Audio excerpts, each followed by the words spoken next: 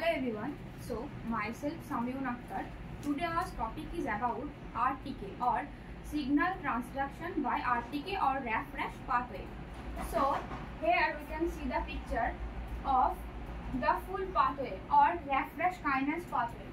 So here we can see that in RTK's pathway it's only received the growth factors, received as ligand growth factor, GH factors. আমরা জানি যে যেখানে এসে কোনো receptor কোনো কিছুকে রিসেপ্ট করে বা যে জিনিসটা রিসেপ্ট করে সেটাকে বলা হয় লাইগ্যান্ড। সো এইখানে আরটিকে only receive growth factor like insulin. After that, this is known as cytosolic domain. This is known as cytosolic domain. So এখানে আমরা জানি যে প্রথমে হচ্ছে যে অংশটার মাধ্যমে কোনো লাইগ্যান্ড বাইন্ড করে সেই অংশটা রিসেপ্টর নামে পরিচিত, এবং তার পরবর্তী যে অংশটা সেটা হচ্ছে ট্রান্সক্রিপশন মেমব্রেন নামে পরিচিত, এবং তার পরবর্তী অংশটা হচ্ছে সাইটোসোলিক ডোমেন নামে পরিচিত। এই অংশে সাইটোসোলিক ডোমেনের এই অংশে অটোফসফোরাইলেশন ঘটে। এখানে কি হচ্ছে? অটোফসফোরাইলেশন হচ্ছে, অটোফসফোরাইলেশন।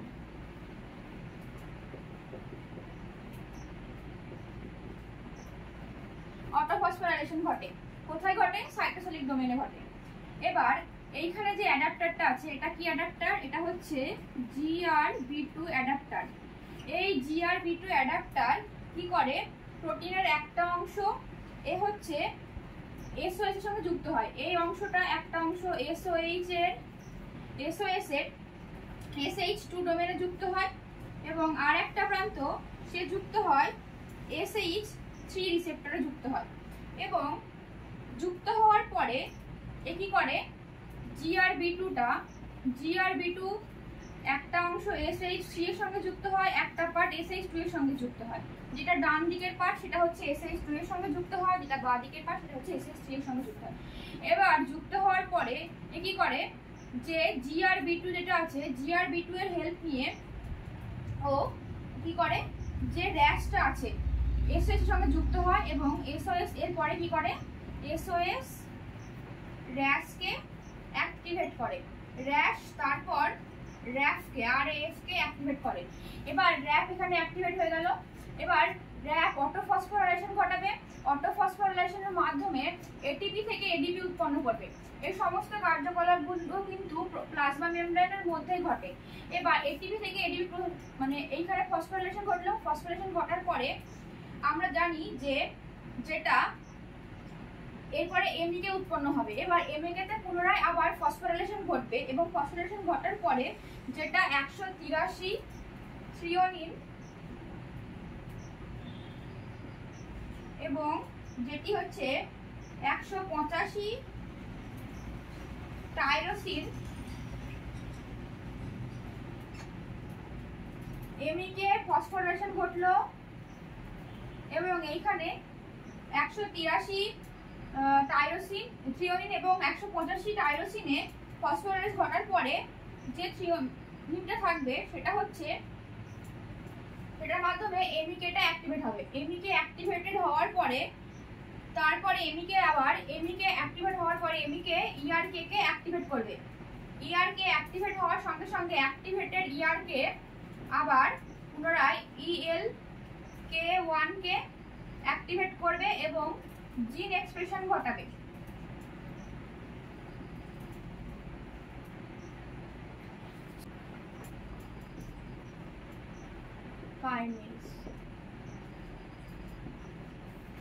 আরটিকে কি করে? সবার প্রথমে লাইগ্যান্ড হিসেবে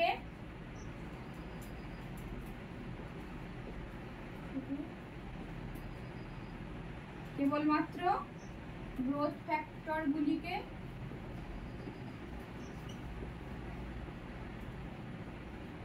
রিসিভ করতে পারে।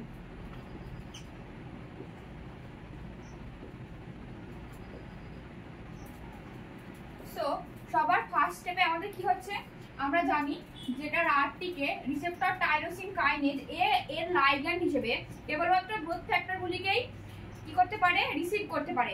আরটিকে অনলি রিসিভ গ্রোথ ফ্যাক্টর।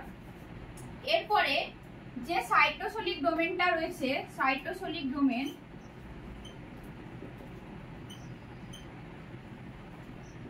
ডোমেনে কি ঘটে, অটোফসফোরাইলেশন ঘটে।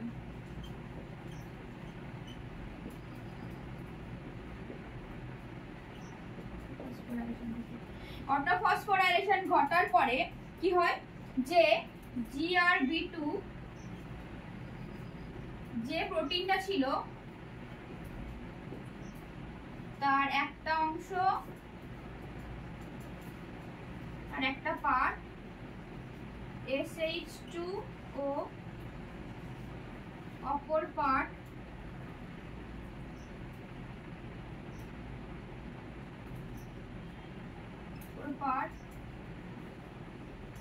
SH3 তে GEF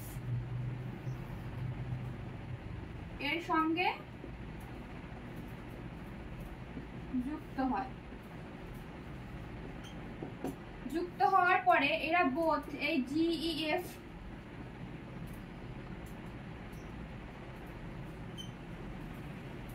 SOS এর সঙ্গে অ্যাটাচ হয়।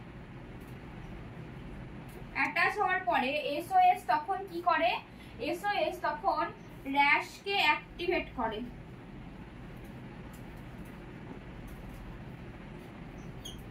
এই অ্যাক্টিভেটেড র্যাশ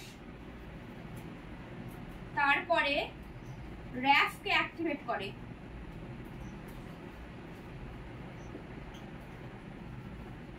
কিভাবে র্যাফকে অ্যাক্টিভেট করে, অটোফসফোরাইলেশনের মাধ্যমে র্যাফকে অ্যাক্টিভেট করলো। এই র্যাফ অ্যাক্টিভেট হওয়ার পরে র্যাফ আবার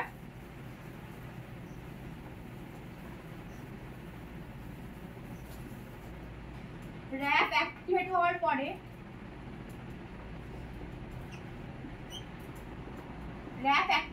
পরে র্যাফ MEK কে অ্যাক্টিভেট করবে।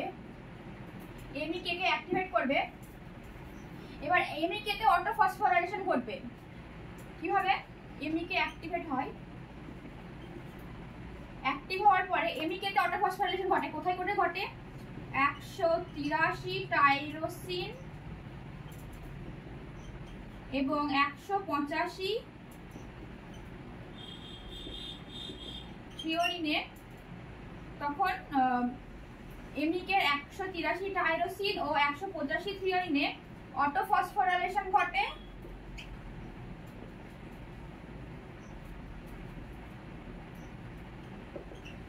এবং MEK অ্যাক্টিভেট হয়। MEK অ্যাক্টিভেট হওয়ার পরে MEK থেকে অ্যাক্টিভেট হবে ERK তারপরে ELK1 কে, মানে অ্যাক্টিভেটেড ERK অ্যাক্টিভেটেড ELK1 এবং এরপরে যে জিনটা আছে তার এক্সপ্রেশন হবে বা এক্সপ্রেশন।